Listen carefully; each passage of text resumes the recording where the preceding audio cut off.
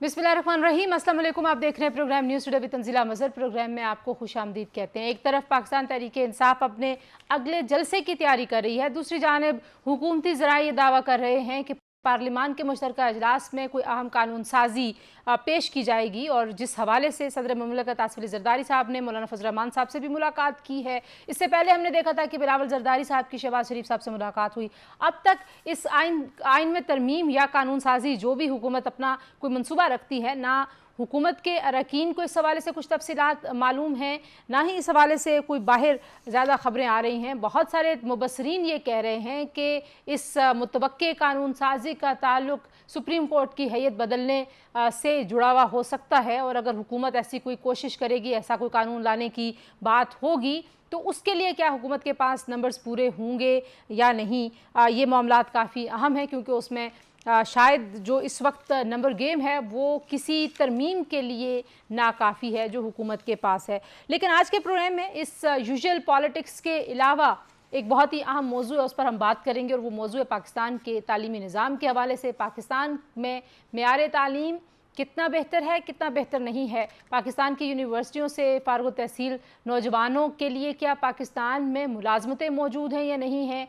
और फिर बहुत ख़बरें आ रही हैं, बहुत सारे लोग ये कह रहे हैं कि नौजवान पाकिस्तान से एक बड़ी तादाद में जाने की कोशिशों में हैं। कुछ तो हमारे सामने भी चीज़ें आती हैं जब कोई गैर कानूनी तौर पर यूरोप जाने की कोशिश करता है और वो कश्तियों में कहीं उलट के समंदर में गर्क हो जाते हैं जो नौजवान अपने ख्वाब और उम्मीदें लेके। वो भी रियासत के मुंह पर एक बड़ा दाग है, एक बदनुमा दाग है कि ये रियासत इन नौजवानों को रोज़गार देने में नाकाम क्यों है। लेकिन किसी भी मुआशरे को, किसी भी रियासत को, किसी भी समाज को उस्तवार करने में तालीम का बुनियादी किरदार है। पाकिस्तान में तालीम के निज़ाम के हवाले से जो सबसे बुनियादी मसला है वो स्पेंडिंग का है। हम जो बजट एलोकेट करते हैं, हम जितना खर्च करते हैं, एक तो वो है, दूसरा पाकिस्तान में सिमत ना होने के बराबर है। अभी पंजाब हुकूमत स्कूलों की निजकारी कर रही है, ये कितना वेल थॉट फैसला है ये वक्त बताएगा। 12,000 से ज़्यादा स्कूलों की निजकारी हो चुकी है। खैबर पख्तूनख्वा रेंट स्कूल की मुहिम चला रहा है। कभी हम कौन सा निसाब तरतीब देने की कोशिश करते हैं, कभी हम कौन सा निसाब तरतीब देने की कोशिश करते हैं। पाकिस्तान में तालीम का मकसद सिर्फ एक मुलाजमत का हुसूल है। पाकिस्तान में सिविक एजुकेशन, पाकिस्तान को इंतहा पसंदी से जो ख़तरात पेश हैं उनसे निमटने के लिए ये तालीम नौजवानों को कितना तैयार करती है, कितना तैयार नहीं करती। फिर एक तबकाती निज़ाम है, मदरसे का तालिब इल्म कुछ और पढ़ता है, स्कूल का तालिब इल्म कुछ और पढ़ता है, प्राइवेट स्कूल के तालिब इल्म के लिए एक और निसाब है, और जो एलीट स्कूल के बच्चे हैं उनके लिए एक और निज़ाम है। तो ये सारे मामलात इस माशरे की पेचीदगियों को, इस माशरे के मसाइल को बढ़ाते हैं। कुछ आपके सामने हम डाटा ऐसा रखते हैं। एक तो बेरोज़गारी में इजाफा हुआ है। कौमी असम्बली की कायमा कमेटी में जो हुकूमत ने आदाद शुमार पेश किए हैं, 10% से ज़्यादा हो गई है आलमी बैंक की रिपोर्ट के मुताबिक पाकिस्तान में बेरोज़गारी की शरह। फिर गैलप ने एक सर्वे किया था, उस सर्वे के मुताबिक 94% पाकिस्तानी जो है वो मुल्क छोड़ने के ख्वाहिशमंद हैं, जिनमें से 56% पाकिस्तानी मुआशी तंगी, 24% बदमनी और 14% को यहाँ पे अपना मुस्तकबिल तारीख दिखाई देता है। ये रीज़न्स हैं जिस वजह से पाकिस्तान को छोड़ना चाहते हैं। 2015 से अब तक मजमूई तौर पर 62,20,000 से ज़्यादा पाकिस्तानी अपना वतन छोड़कर जा चुके हैं, और 2020 में 2,24,705, 2021 में 2,25,000 पाकिस्तानियों ने अपना मुल्क छोड़ा, और ये हर अगले साल में इसमें इजाफा हो रहा है। अगर हम सिर्फ 2024 की बात करें तो अब तक 7,99,837 से ज़्यादा अफराद मुल्क छोड़कर जा चुके हैं। मुल्क छोड़ के जाना, कहीं पे रोज़गार के लिए जाना बुरी बात नहीं है, लेकिन जो रीज़न्स हैं इनके जाने की वो बड़ी ख़तरनाक हैं। वो पाकिस्तान की रियासत, पाकिस्तान की हुकूमतों, सियासी जमातों के लिए बड़ा सवालिया निशान है। फिर हम ये भी देखते हैं कि जो हुनरमंद लोग हैं, यानी कि IT सेक्टर है, जो डाटा एनालिस्ट हैं, अकाउंटेंट्स हैं, सुनार हैं, मतलब ये तमाम लोग भी अब मुल्क से उनके जाने का रुझान भी बढ़ गया है, क्योंकि पाकिस्तान में मुलाजमतें पैदा करने में मुकम्मल तौर पे हमारा सिस्टम कोलैप्स है। हमारे यहाँ सनतें लग नहीं रही, बिजली का अपनी जगह पर बहरान है, और फिर जो एक नई सनत है IT की, उसमें आप देखिए कि हमारी हुकूमत कभी फायरवॉल लगा रही है, कभी कोई मॉनिटरिंग मैकेनिज्म लगा रही है, क्या कर रही है क्या नहीं कर रही, लेकिन उसका नतीजा क्या निकल रहा है कि इंटरनेट की स्पीड स्लो है। कॉल सेंटर में काम करने वाले लोग और जितने भी आईटी सेक्टर से रिलेटेड जॉब्स में लोग हैं वो कहते हैं हम अपना काम अब नहीं कर पाते, तो हुकूमतें इन्वेस्ट करती हैं, स्पेंडिंग करती हैं कि आईटी सेक्टर को बूम मिले। हमारे पड़ोस में हमने देखा कि भारत ने कैसे अपने आईटी सेक्टर के ज़रिए इतना रेवेन्यू जनरेट कर लिया है, और हम अभी डिजिटल दहशतगर्दी एक बिल्कुल हकीकत है, एक थ्रेट है, एक ख़तरा है, लेकिन सिर्फ उसको बुनियाद बना के हम उसका जो इंटरनेट का बड़ा एक वसी जो उसका शोबा है उसको इस तरह से सुकड़ता हुआ देख रहे हैं पाकिस्तान में। ये काफ़ी अलार्मिंग बातें हैं, आज इन पे कुछ गुफ्तगू करेंगे। पाकिस्तान के तालीमी निज़ाम को कैसे बेहतर किया जा सकता है, पाकिस्तान में मेयार तालीम को कैसे बेहतर किया जा सकता है, और फिर इस समाज में तालीम का जो किरदार है उसको कैसे उजागर किया जाए। साथ ही साथ हमने ये भी देखा कि वफाकी वज़ीर एहसन इकबाल साहब ने जो है वो डिस्ट्रिक्ट एजुकेशन परफॉर्मेंस इंडेक्स उन्होंने जारी किया। 124 डिस्ट्रिक्ट जो हैं उन्होंने 53% स्कोर किया है तालीम में, जो कि ज़ाहिर एक अंडर स्कोरिंग है, अंडर परफॉर्मेंस है। इसके अलावा मैं सुन रही थी एहसन इकबाल साहब, मुसद्दिक मलिक, वज़ीर आज़म शहबाज शरीफ, ये सारे लोग कहते हैं जी कि हमारा जो मुस्तकबिल है वो डिजिटाइजेशन में है, नौजवानों की तालीम में है, उम्मीद में है। तो हज़रात आप हुकूमत में हैं, ये उम्मीद आप लोगों ने देनी है। अगर आप लोगों ने भी सिर्फ बातें करनी हैं तो फिर इस मुल्क के नौजवानों का क्या बनेगा? जो सबसे बड़ी आपकी 65% आबादी है, यूथ बल्ज है, उसको आप क्या उम्मीद और रोड मैप दे रहे हैं, उसको आप क्या बता रहे हैं? फिर यूनिवर्सिटियों में लोग क्या पढ़ रहे हैं, जॉब्स कैसी कर रहे हैं? तो ये सारा का सारा काम रियासत का है, और रियासत हम देख रहे हैं कि मुसलसल प्राइवेटाइज़ कर रही है, इसको एक बिज़नेस के तौर पे तालीम को चलाना चाहती है। तो अब जनाब हम आते हैं अपने पैनल की तरफ। डॉक्टर तैमूर रहमान मुआशी उमूर के माहिर हमें ज्वाइन करें। डॉक्टर कमर चीमा बैनुल-अक़वामी उमूर के माहिर हैं, और क्योंकि एकेडेमिया से आपका ताल्लुक़ है, सो नौजवानों के साथ जो ताल्लुक़ है वो भी बड़ा ज़बरदस्त है। और प्रोफेसर ताहिर मलिक साहब हमारे साथ मौजूद हैं, अनदर बड़े ज़बरदस्त किस्म के एनालिस्ट हैं, और एकेडेमिया से आपका भी ताल्लुक़ है। आप तीनों का बहुत शुक्रिया। मैंने तमहीद काफ़ी आपको लगा कि बेरब्त है, लेकिन ये बहुत सारी ऐसी गुफ्तगू है जो मैं करना चाह रही थी, लेकिन मैंने सोचा कि नहीं, अब इसको समेटते हैं, आपकी तरफ लेके आते हैं। प्रोफेसर साहब, हमारी तालीम के निज़ाम में बहुत सारे इस्लाहात की ज़रूरत है। अभी हमने देखा कि हमने एजुकेशन परफॉर्मेंस इंडेक्स जो है वो एहसन इकबाल साहब ने उसने लॉन्च किया। उन्होंने कहा जी 54% जो है वो स्कोर है 54, तकरीबन 123-24 उन्होंने अजला का बताया। पाकिस्तान में तालीम को वाकई उतना संजीदा लिया जाता है रियासत की सतह पर? पहले तो मैं ये कहना चाहूँगा कि मैं आपके प्रोग्रामों में अक्सर आता रहता हूँ, और मुझे बड़ी खुशी है कि आप सियासत पर तो प्रोग्राम करती हैं, लेकिन सेहत और तालीम के ऊपर मुसलसल प्रोग्राम करती हैं, और आपका ज़ाती इसके ऊपर इंटरेस्ट भी है। मैं समझता हूँ कि ये डिस्कस होना चाहिए। और एहसन इकबाल साहब को भी मैं इस पे दाद देना चाहूँगा कि वो एक उन्होंने जो HEC की चेयरमैन की अपॉइंटमेंट पे लेटर लिखा, और दूसरा ये प्लानिंग कमीशन ने एक परफॉर्मेंस और इंडेक्स बेस एक सर्वे किया है जो डिस्ट्रिक्ट वाइज है। अब ये है कि उन्होंने कमज़ोर तरीन जो अजला हैं तालीम में, जो गैप रह गए, जो पीछे रह गए, जहाँ इंफ्रास्ट्रक्चर से ले के परफॉर्मेंस और मेयार तालीम लो है, लो क्वालिटी एजुकेशन है, उनकी भी निशानदेही कर दी। तो अब इसका अब फ़ायदा क्या होगा? हम ये अक्सर कहते हैं कि क्या होगा। एक तो ये कि प्रेशर डेवलप होगा एजुकेशन डिपार्टमेंट पे, अरबाब इख्तियार पे, और एजुकेशन मिनिस्ट्री पे, और HEC पे। एक और रिपोर्ट है कि 2.5 करोड़ के करीब बच्चे बाहर हैं। ये 2.5 करोड़ दुनिया के बहुत सारे आबादी के मुल्क हैं जो 2.5 करोड़ हैं।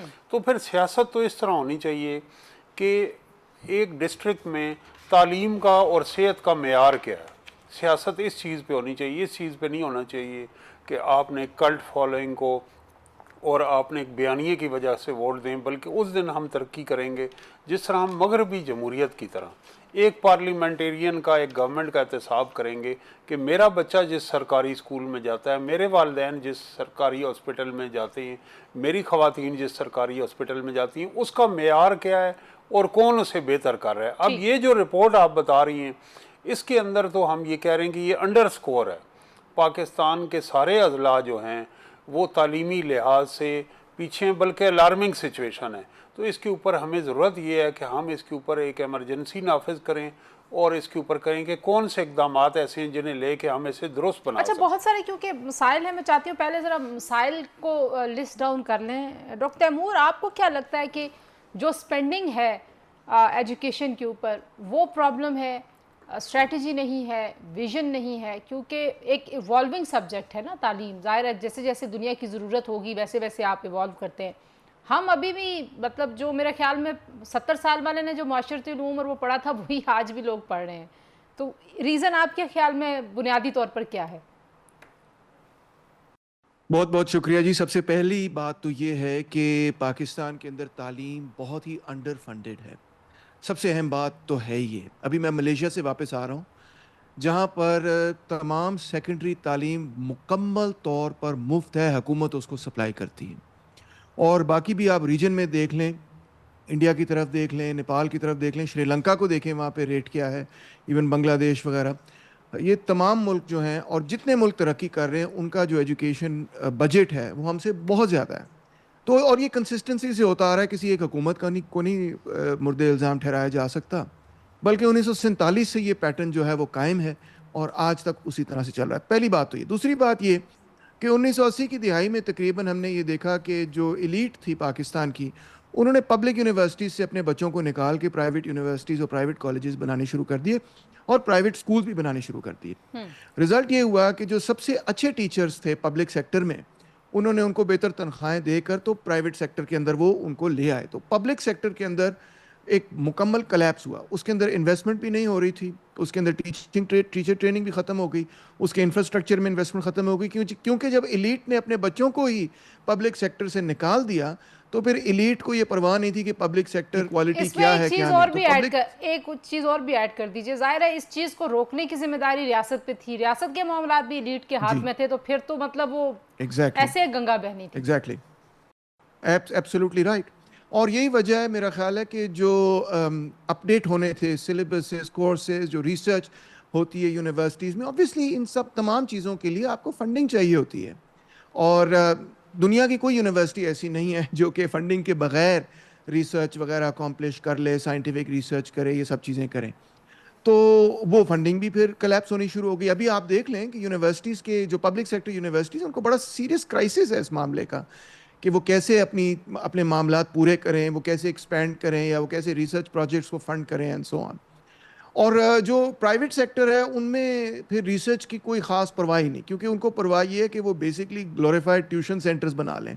उनका काम ये है कि वो जल्दी जल्दी अपने बच्चों को पढ़ाएं ताकि वो बाहर जाके मज़ीद और पढ़ सकें, बैचलर्स या मास्टर्स जो हैं वो बाहर से करके आ जाएं। तो उनको भी एज सच कोई रिसर्च की कोई बहुत ज़्यादा दे नॉट पुश्ड। तो इसमें रियासत नाकाम हुई ना दोनों चीज़ों को रेगुलेट करने। जी हाँ, बिल्कुल, एब्सोल्युटली राइट। उन्होंने रियासत ही इसको बचा सकती है एजुकेशन को, प्राइवेट सेक्टर का ये काम ही नहीं है। चीमा साहब, अभी हम ज़ाहिर है आप तो यूनिवर्सिटी लेवल पे पढ़ाते हैं और बाहर भी बहुत सारी जगहों पे आप जाते हैं। एक तो अभी डॉक्टर तैमूर कह रहे थे ज़ाहिर है रिसर्च के लिए और नए प्रोजेक्ट्स करने के लिए आपको बहुत सारे फंड्स आपको चाहिए होते हैं, जो कि हर यूनिवर्सिटी गिरा करती है कि नहीं है। लेकिन कुछ सिमत भी होती है एक मुल्क की तालीम के हवाले से। अभी हम कुछ खबरें सुन रहे हैं कि पता नहीं कितने हज़ार स्कूल जो हैं वो पंजाब में प्राइवेटाइज़ करने की बात हो रही है। खैबर पख्तूनख्वा में रेंट स्कूल, यानी कि नए बिल्डिंग्स नहीं बनाएंगे, रेंटेड बिल्डिंग्स में जाएंगे। स्किल एजुकेशन की तरफ हमारा टिल्ट हो ही नहीं पाता। हम जो बिल्कुल स्कूल आउट ऑफ स्कूल हो जाता है बच्चा, जो पढ़ नहीं सकता, उसको कुछ स्किल सिखाने की कोशिश करते हैं। इस तरीके से फिर आप देखें कि इंटरनेशनल मार्केट में जो वर्क फोर्स चाहिए, फिर वो आपकी तरफ से स्किल्ड फोर्स की सप्लाई में आप फिर बहुत पीछे हैं। तो आपके ख्याल में बुनियादी वजह सिमत का ना होना है, रियासत की जिम्मेदारी है इसमें कि अभी भी सिमत तय कर ले कोई, और कभी एक मॉडल कभी दूसरा मॉडल, कभी तो हौच पौच तरीके से इस बहुत अहम सब्जेक्ट को ना चलाए? देखिए, ये बड़ी इंपॉर्टेंट डिस्कशन जो आपने आज कर रही हैं और ज़बरदस्त पॉइंट है ये। देखिए, मेरा ख्याल है कि आपने बिल्कुल सही कहा कि एक तो जिस तरह की मार्केट को लेबर चाहिए, मार्केट फोर्सेस को जिस तरह के वर्क फोर्स चाहिए, हम वो वर्क फोर्स तैयार नहीं कर रहे। फॉर एग्जांपल, यहाँ पे प्रोफेसर ताहिर मलिक हैं, डॉक्टर साहब बैठे हुए हैं। अब सोशल साइंसेज लिटरली जो है वो रेवेन्यू जनरेट नहीं करता। आप जितने भी लोग सोशल साइंसेज पढ़ते हैं, जो पॉलिटिकल साइंस, इंटरनेशनल रिलेशंस पढ़ते हैं, या साइकोलॉजी है, या इस तरह सोशियोलॉजी है, और बहुत सारे ऐसे हैं, हज़ारों की तादाद में ऐसे एडमिशन हो रहे हैं, लेकिन वो मार्केट में ऐसी कोई जॉब क्रिएट नहीं कर रहे जिससे लोग रोज़गार तलाश करें। आप हमारी ज़ुबान, पंजाबी ज़ुबान देख लें, बहुत सारी और ऐसी चीज़ें, ज़ुबानें हैं कर रही, तो लोग उनसे दूर हो रहे हैं, लोग अब बच्चों के ऊपर भी प्रेशर है। सो क्वेश्चन ये है कि जो है या जो यूनिवर्सिटी है वो हमें इनकरेज कर रही है या स्कूल कॉलेज लेवल पे इस तरह की जो हमारी इंग्लिश कितनी अच्छी होनी चाहिए, कितनी पढ़नी चाहिए, हमें मैथमेटिक्स कितना पढ़ना चाहिए, मेरा भतीजा है वो मुझे कहता है जी मैं बहुत अच्छे इस्लामाबाद के स्कूल में पढ़ रहा हूँ, लेकिन कंप्यूटर जो है वो थ्योरियों में पढ़ाया जाता है, हमें वो प्रैक्टिकल चीजें नहीं सिखाई जाती। तो मैं मियाँ चन्नू के स्टूडेंट से क्या पूछूं कि भाई उसके साथ कंप्यूटर में क्या पढ़ाया जा रहा है। सो मेरा ख्याल है हमारी जो डायरेक्शन है, डायरेक्शन में हमने स्कूल में ये चीजें तय करनी है कि हमारे बच्चे ने क्या डायरेक्शन लेनी है, और उसको हमने वो विजन देना है कि उसको इंग्लिश आनी चाहिए कम से कम या मैथमेटिक्स आना चाहिए, ताकि वो जो मॉडर्न जो जो जो लर्निंग है या मॉडर्न जो मार्केट फोर्स है उसका वो हिस्सा बन सके। वो जिस नीट का जिक्र करें ना डॉक्टर तैमूर, मतलब आप देखें ना, फिर वो उसमें हमने यही देखा कि खूबी अंग्रेजी थी कि सारी ब्यूरोक्रेसी में भी वही हैं, बड़े बड़े ओहदों पर भी फिर वही हैं, तो वो फिर ज़ाहिर जोर सारा अंग्रेजी की तरफ शायद ज़्यादा चला गया, वो बिल्कुल तवाज़ुन ख़राब हो गया। ये जरूरी है, देखिए इंग्लिश जरूरी है। आप फॉर एग्जांपल आप मिडिल ईस्ट चले जाएं, पाकिस्तान की जो लेबर फोर्स है वो वहां पे मिसफिट है। उसकी वजह यह कि इंडियंस जो है उनकी इंग्लिश अच्छी है, वो बहुत सारी जॉब्स ले लेते हैं। सो क्वेश्चन ये है कि इंग्लिश जस्ट इंग्लिश नहीं है, इंग्लिश एक इंटरनेशनल लैंग्वेज है। नॉलेज क्या है, नॉलेज बेस आपकी आपकी क्या है? अच्छा, एक चीज में जल्दी से डॉक्टर, नॉलेज की बेस तो आपने जो कहा ना कि मार्केट को कैसे कनेक्ट किया जाए यूनिवर्सिटीज़ के साथ, या ज़ाहिर ये भी तो हुकूमत का काम है डॉक्टर तैमूर के जॉब्स क्रिएट करेंगे आप, आपकी डिमांड और सप्लाई के आपस में कोई कनेक्शन होगी तो पता चलेगा ना कि बच्चों को क्या पढ़ना चाहिए। मैं इस थ्योरी के हक में इसलिए नहीं हूँ क्योंकि हम अक्सर ये बात करते हैं कि जी जॉब क्रिएशन करनी है तो फिर ह्यूमैनिटीज़ और सोशल साइंसेज का क्या तुक है, क्योंकि वो तो मुनाफा बख्श नहीं है। मगर ह्यूमैनिटीज़ और सोशल साइंसेज जो है ना वो नेशन को क्रिएट करती हैं, वो स्टेट्स को क्रिएट करती हैं, वो सिविलाइजेशंस क्रिएट, वो सोसाइटीज़ क्रिएट सर वो करती हैं। अनबंडल कर एक देना, सेकंड एक सेकंड एक सेकंड एक सेकंड प्लीज मेरी बात मुकम्मल करने देना, नहीं प्लीज आर्ग्यूमेंट मुकम्मल करने देना। जी जी। अब आप देखें कि यूरोपियन रेनेसांस जो है वो एक आर्ट मूवमेंट थी, जो एनलाइटनमेंट थी वो एक फिलोसॉफिकल मूवमेंट थी। इसने यूरोप को डार्क एजेस से बाहर निकाल कर तो रोशनी की तरफ, रोशन ख्याली की तरफ रजू किया। यूरोप का पूरा ट्रांसफॉर्म यूरोप हुआ इसकी वजह से। तो आप कोई कहे कि ह्यूमैनिटी सोशल साइंसेज इंपॉर्टेंट नहीं है, तो इसका मतलब है कि जो सोशल इश्यूज हैं जिनको हल करना है या आपने जो सोसाइटी की प्रॉब्लम्स हल करना है वो इंपॉर्टेंट ही नहीं आप समझते। मैं समझता हूँ जॉब क्रिएशन से ज़्यादा ज़रूरी है, नंबर एक। नंबर दो बात यह है कि जॉब क्रिएशन एजुकेशन के ज़रिए नहीं होती। जॉब क्रिएशन जो है वो एक प्रोसेस है जिसमें इकोनॉमिक पॉलिसी बहुत इंपॉर्टेंट है, और एजुकेशन जो है वो एक लॉन्ग टर्म प्रोजेक्ट है। देखिए ना, आप एक बच्चे को आप पढ़ाते हैं, पीएचडी तक आप मेरे जैसे बंदे को पहुंचाते हैं, तो 5वीं जमात में मैं घुसा हूँ और पीएचडी जाके मैंने 35 साल की उम्र में मुकम्मल किया है, तो 30 साल मेरी एजुकेशन लगी है कि तब जाके मैं कोई नया बंदा एक प्रोफेसर बन सका हूँ। तो एजुकेशन जो है ना वो इमीडिएट और शॉर्ट टर्म ऑब्जेक्टिव नहीं उसका होता, उसका ऑब्जेक्टिव जो है वो लॉन्ग टर्म होना चाहिए और होता है। ठीक है, और मार्केट ये जो है वो आपने तो हर 5 साल बाद फ्लक्चुएट करती है, आपने बहुत और चेंज भी ज़बरदस्त बात करती की है। है। हाँ, मैं सिर्फ ये कह रही थी कि जो हमारे यहाँ कुछ चीज़ों में, मैं इस पे ही वापस आते हैं, ब्रेक के बाद इस पे बात करते हैं जी, कि आप अनबंडल कर देना कुछ चीज़ों को। आपने वो एक लकीर बनाई हुई और उसी को आप पीटते रहते हैं कि जो बायोलॉजी पढ़ेगा, जिसने मेडिकल में जाना है, बस वो वही पढ़ेगा। यानी कि नॉलेज के ऊपर हमने बार्ज लगाए हुए हैं। तो हमें अपनी, जो मैं ये कह रही हूँ कि हमें अपने लर्निंग मेथड्स को चेंज करना है, अगर हम इस माशरे में वाकई इल्म को फ़रोग देना चाहते हैं, आगाही को फ़रोग देना चाहते हैं। और ये बिल्कुल ठीक बात है कि हमारे माशरे को जोड़ने के लिए भी तालीम बुनियादी चीज़ है, उसको इग्नोर नहीं आप कर सकते। तो ब्रेक के बाद इस पर बात करते हैं जी, हमारे साथ रहिए। Welcome back to News Today जी। ताहिर साहब, आपने चीमा साहब की बात भी सुनी और डॉक्टर तैमूर साहब की। मैं जो कह रही हूँ कि हमारे यहाँ सिमत का बहुत बहरान है, चाहे वो इकोनॉमिक पॉलिसी है, मतलब एक पूरे मुल्क ने, एक पूरे समाज ने किसी सिमत में सफ़र करना है, इकॉनमी, तालीम, सेहत, ये सब उस सिमत में इकट्ठे चलेंगे तो माशरा तरक्की करेगा ना। एक चीज़ को आप उठा के आगे धक्का देना शुरू कर दें, बाकियों को इग्नोर कर दें, तो ऐसे तो होगा नहीं। जैसे मैं कह रही हूँ कि बहुत सारी चीज़ें हम नई कर रहे हैं, स्कूलों को प्राइवेटाइज़ कर रहे हैं हम। ये बहुत लोग अभी मलेशिया की और डॉक्टर कमर भी मिसाल दे रहे थे बाहर के मुल्कों की, कि वहाँ पे स्टेट ज़िम्मेदारी लेती है तालीम की। हम इसको प्राइवेटाइज करके बिज़नेस के तौर पे अगर इसको परस्यू करवाने की लोगों को इजाज़त देंगे रियासत के तौर पे, आपको लगता है अच्छी पॉलिसी होगी? मैं समझता हूँ कि तालीम यूटिलिटी स्टोर नहीं है, कि जो चल नहीं रहा तो 2 हफ्ते के नोटिस पे बंद कर दें। ये हर सूरत हमने अगर रियासत चलानी है, लोगों को हमने मुस्तकबिल देना है तो इसे चलाना होगा। 2 हफ्ते के नोटिस पे हम बंद नहीं कर सकते। अब जो सबसे बड़ा किसी भी माशरे में ये रिपोर्ट आए तो अलार्मिंग होना चाहिए। आप मुझे ये बताएं कि हमारी तालीम में मेयार तालीम से लेके और जो निसाब है और किताब है और इंफ्रास्ट्रक्चर है, और जो एंड प्रोडक्ट है, जो यूनिवर्सिटी से बच्चे निकलते हैं उनकी गुफ्तगू भी सुनिए, गुफ्तगू भी सुने। और वो देखें कि 20,000 लोगों ने CSS का एग्ज़ाम दिया, रिटन टेस्ट उसमें 1.97 पास कर सके। यानी ये भी एक है कि हमारी हायर एजुकेशन जो है उसके ऊपर भी सवाल है कि वो ग्रेजुएट्स हैं यूनिवर्सिटी के 20,000 और उनमें से 2% भी रिटन टेस्ट पास नहीं कर सके।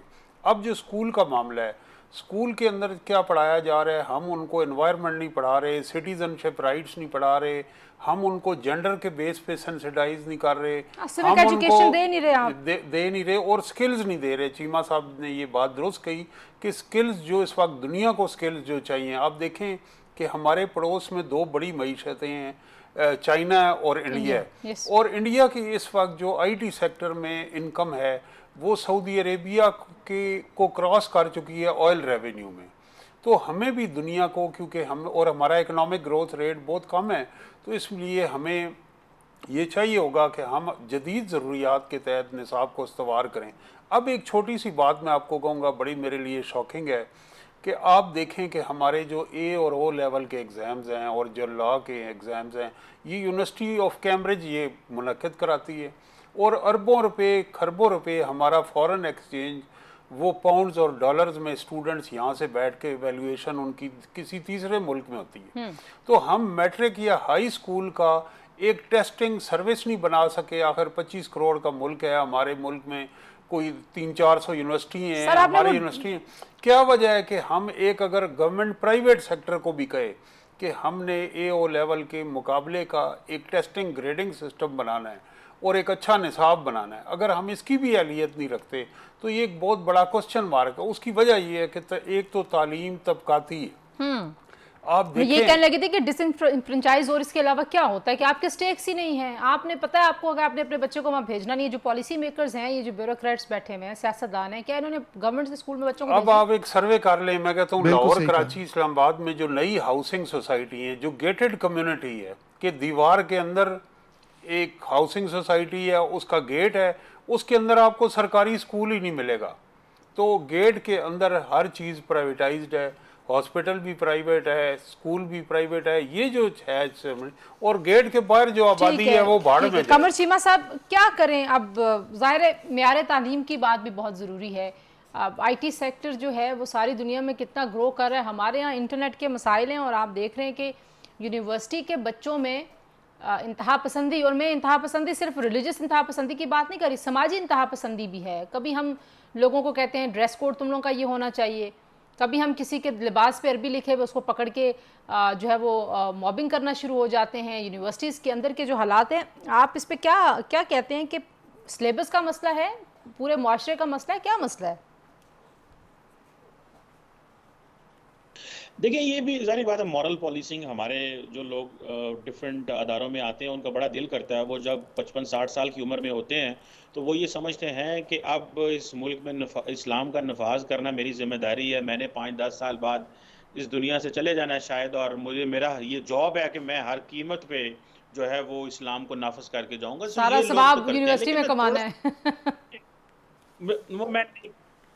मैं ले जाना चाहता हूँ, मैं एक कमेंट करना चाहता हूँ। पहले जो बात हो रही थी, मैं बिल्कुल नहीं कह रहा कि किसी सब्जेक्ट को बंद करें या किसी जो सोशल साइंसेस को इग्नोर करें, लेकिन मेरे एक इम्पॉर्टेंट बात समझें। क्या पाकिस्तान के अंदर जो लोग सोशल साइंसेस पढ़ रहे हैं उनमें से आप सिर्फ जाकर उन लोगों से जो एलुमनाई है चेक करें कि उनमें से कितने % लोग जो हैं वो उसी फील्ड में काम कर रहे हैं। अगर एक बंदे ने 4 साल का PS इंटरनेशनल रिलेशंस किया, पॉलिटिकल साइंस किया, कुछ और सोशल साइंसेस में किया है, लेकिन वो उस बंदा उस जगह पे जॉब ही नहीं कर रहा, उसकी मार्केट के अंदर गुंजाइश ही नहीं है, तो आप समझते हैं कि 4 साल इंतजार करना और वेट करने के बाद माँ बाप पूछते हैं अब क्या करोगे, अब तुम्हें कहाँ नौकरी मिलेगी, तुम कब पैसे लेके आओगे? ये एकेडमिया का किरदार नहीं है कि आप लोग जो हैं वो इन सब्जेक्ट्स के साथ ऐसे कॉम्बिनेशंस लेके आएं कि जिसमें दोनों चीजें कवर हो जाएं? ये भी तो यूनिवर्सिटी वाले कहते हैं मैडम कि बिल्कुल आप सही ये है। चीजों में दाखिला ले सकते हैं, इधर नहीं ले सकते। अब तो बहुत जमाना हुआ, मुझे भी यूनिवर्सिटी गए हुए याद नहीं है, लेकिन वो होता बात यही बिल्कुल था। सही है। यूनिवर्सिटियों को भी इस्लाम आजकल आजकल यूनिवर्सिटी वालों को भी स्टूडेंट्स चाहिए होते हैं, वो सारी बातें ठीक है। मैं ये समझता हूं कि देखें, इस वक्त दुनिया की जो मार्केट फोर्स है उसमें बात हो रही है सेमीकंडक्टर इंडस्ट्री की, वहां पे बात हो रही है आर्टिफिशियल इंटेलिजेंस की।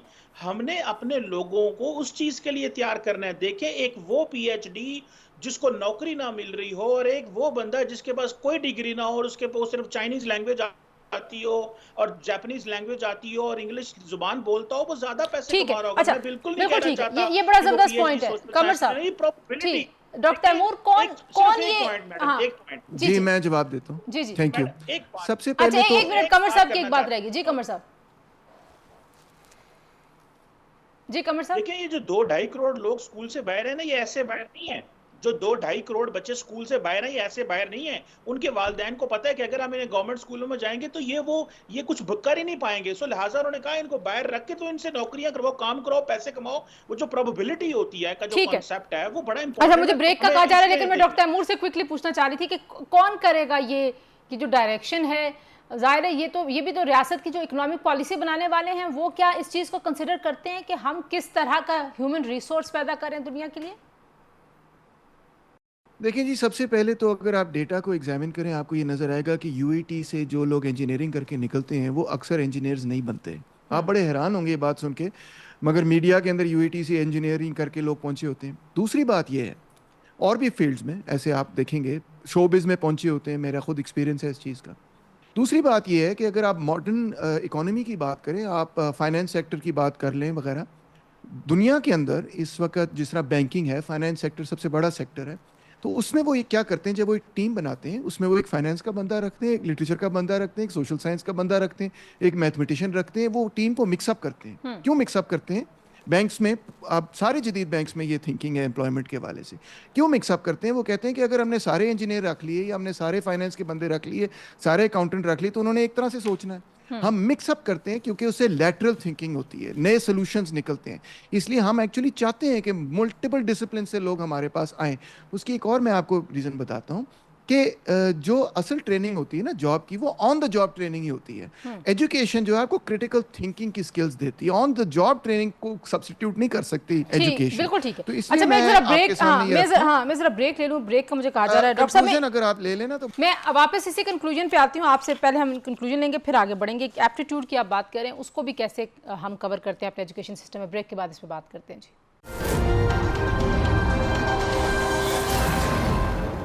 Welcome back to News Today. जी डॉक्टर तैमूर, आप अपना पॉइंट भी मुकम्मल कीजिए और साथ में ये भी बताइए कि जाहिर है कोई एप्टीट्यूड नाम की भी तो कुछ चीज़ होती है ना। हम ज़बरदस्ती लोगों को कुछ ना कुछ पढ़ाते हैं जो शायद उनके जहन में कहीं बैठता ही नहीं है। मतलब उनको मैं ये कुछ... आपने जी इतनी इंपॉर्टेंट बात की कि जिसकी हद हिसाब कोई नहीं। जब भी आप किसी तालिब इल्म को किसी ऐसी फील्ड में डालेंगे जो कि उसका लेबर ऑफ लव नहीं, जिस चीज़ का उसको शौक नहीं, तो वो कभी भी उसमें परफॉर्म अच्छा नहीं करेगा। आप किसी बंदे को जिसको शौक है इंजीनियरिंग का, आप उसको कहें कि आप शायरी करें, आप ह्यूमैनिटीज़ में जाएं, वो फ्लॉप हो जाएगा उसमें। जिसको शौक है सोशल साइंसेज का, उसको डाल दें कंप्यूटर साइंस के अंदर, वो फ्लॉप हो जाएगा।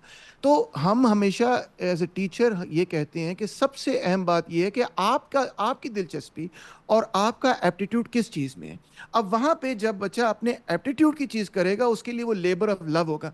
वो अपनी फील्ड में खुद स्पेस बनाएगा, वो इतना प्रोडक्टिव वर्कर होगा, वो इतने शौक से उसमें काम करेगा कि वो खोलेगा उस फील्ड को खुद डेवलप करेगा। ठीक है doctor Cheema, what is the way forward? अब जिस जगह पे हम खड़े हैं, जहाँ पे हम कहते हैं यूथ बल्ज है हमारे पास बहुत बड़ा, और हम अब डिजिटल दहशतगर्दी का नाम ले के, जाहिर है वो है, उसकी हकीकत भी है, लेकिन internet is not all about that. सिर्फ सोशल मीडिया तो नहीं है इंटरनेट आईटी सेक्टर इतना बड़ा है, आपने उसको बिल्कुल छोटा सा कर दिया, सिर्फ इंटरनेट सोशल मीडिया से जोड़ दिया। बिल्कुल, मैं समझता हूँ कि हमें इमीडिएटली अपनी जो हम अक्सर बात तो करते हैं कि हमारे पास 65% यूथ है, लेकिन इस 65% यूथ को एक मजबूत ह्यूमन रिसोर्स कैसे बनाना है। देखिए, हमारी ये ह्यूमन रिसोर्स सबसे ज़्यादा डॉलर पाकिस्तान में लेके आती है, जो हम फॉरेन रेमिटेंस के नाम पे कहते हैं। सो इनको स्किल्ड करना और बड़ी अर्ली एज में कर लेना, और ये मेरा ख्याल है ज़रूरी है कि हम कैसे इन लोगों को उस मार्केट में भेजें जिस मार्केट से इमीडिएटली, देखिए हमारी फैमिली के साइजेस बड़े हैं, हमारे जो आप चले जाएं बहुत और इस तरह के फैमिली के भी इश्यूज हैं। सो इमीडिएटली किस तरह हम अपनी लेबर को, अपने लोगों को वर्कफोर्स बनाएं ताकि जो माँ बाप हैं वो वापस अपने बच्चे को स्कूल, कॉलेज या ऐसी जगह पे भेजें जहां पे उनको पता है कि ये ट्रेन होगा, क्योंकि इस वक्त लोगों का एक लार्ज स्केल पे बड़ी तादाद में 2-2.5 करोड़ जो बच्चे स्कूलों से बाहर हैं, उनको पता है कि हम स्कूल में जाएंगे तो we can't make it out, हम नहीं कर पाएंगे, हम रोजगार तलाश नहीं कर सकते, बड़ा टाइम लगेगा, हम 35 साल इंतजार नहीं कर सकते कि एक बच्चे को हम तैयार करें और वो जाके कुछ करके आएगा। सो हमें इमीडिएटली चाहिए, सो लोगों का ट्रस्ट विन करना, और उसके लिए एक बड़ी रेडिकल थिंकिंग मेरा ख्याल है, लेकिन हम बड़े स्लो पेस पे सोच रहे हैं। हमने अपने बच्चों को कहा है खुद ही इंटरनेट पे जाओ, देखो, बनाओ, पेज बनाओ, काम ढूंढो। हर बंदे को ये पता है मैं टिकटॉक पे वीडियो बनाऊंगा तो मेरे पास पैसे आने शुरू हो जाएंगे। मेरा ख्याल है कि एक लार्ज स्केल पे स्टेट से जो एक मैसेजिंग आनी चाहिए वो नहीं आ रही।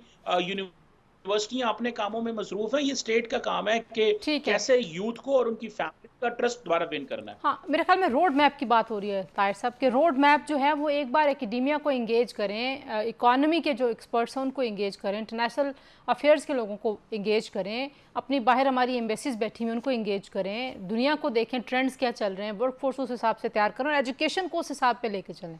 देखिए, इसी माशरे में एक पैरेलल एजुकेशन सिस्टम है जो हमारे निसाब से अलहदा, आपको उन इदारों का कोई बच्चा बेरोज़गार नहीं नज़र आएगा। तो एक तो बात ये है, लेकिन हम ये जो 2.25% हम फ़ी का सामदनी का तालीम के बजट पे ख़र्च कर रहे हैं, तो इसका मतलब है कि हम तालीम पे स्पेंड नहीं करना चाहते, तरक्की नहीं करना चाहते, क्योंकि हमारी तरजीहात मुख्तलिफ हैं। तो इसलिए ये जो एलोकेटेड बजट है, इसके साथ हम आम आदमी के तालीमी मुस्तकबिल को संवारने में कोई दिलचस्पी नहीं रखते। तो इसके लिए ज़रूरी है कि हंगामी तौर पे रिसोर्सेज में, इंफ्रास्ट्रक्चर पे और मेयार तालीम भी बेहतर हो सकता है, किया जा सकता है। और ये कोई बड़ी बात नहीं है उसके लिए, जिस तरह आप भी फरमा रही हैं, और मुल्क के अंदर भी ऐसे इदारे हैं। क्या वजह है कि लम्स का, IBA का कोई ग्रेजुएट बेरोज़गार नहीं। और डिमांड की आपने बात की, आप बताएं जो प्राइवेट मेडिकल कॉलेज है, किर्गिस्तान कौन सा मुल्क है, उसका क्या मेडिकल तालीम की उसका मेयार है कि हमारे 50,000 लाख स्टूडेंट वहाँ जाते हैं और प्राइवेट मेडिकल कॉलेजेस 2-2 कमरे में खुले हुए हैं। क्या गवर्नमेंट जो है वो ऐसे मेडिकल कॉलेजेस नहीं बना सकती जो गवर्नमेंट के ओन्ड हों और वहाँ पे लोगों के लिए नर्सिंग और मेडिकल की ये फैसिलिटीज़ हों? और बल्कि अब इतनी सारी चीज़ें आप लोगों ने बता दी कि रियासत के लिए बहुत करने का काम है, सिर्फ एक तालीम के शोबे में, और ज़ाहिर है उसमें स्पेंडिंग एक सबसे ज़रूरी चीज़ है कि आप बजट एलोकेशन अपनी इम्प्रूव करें। इसमें आखिरी बात ये कहना चाहूँगा कि जिस पार्लियामेंटेरियन को एजुकेशन मिनिस्ट्री दी जाती है वो मुंह बना लेता है कि इसमें मुझे तो इन्होंने खुडे लाइन लगा दी, और जिस फेडरल सेक्रेटरी को एजुकेशन सेक्रेटरी बनाया जाता है वो भी इस पे बड़ा लोग उससे अफसोस करते हैं। यानी आजकल तो है एक अच्छे आजकल वानी साहब अच्छा काम कर रहे हैं बहुत। कमर चीमा साहब बहुत शुक्रिया, डॉक्टर तैमूर रहमान साहब आपका, प्रोफेसर ताहिर साहब आपका भी बहुत शुक्रिया जी। गुफ्तगू आपने सुनी। सियासत एज़ यूजुअल पाकिस्तान में जारी रहेगी, लेकिन ये बुनियादी चीज़ें जिनके ऊपर हमें रोज़ बात करने की ज़रूरत है, क्योंकि हमारे बच्चों का मुस्तकबिल इसी मुल्क में है। सारे लोग बाहर चले जाएंगे तो इस मुल्क में मामलात को कौन देखेगा, इस मुल्क में तरक्की को कौन लेके आएगा। तो ये सोचने की बातें जी। आज के लिए इतना ही, अपना ख्याल रखिए। अल्लाह हाफिज़।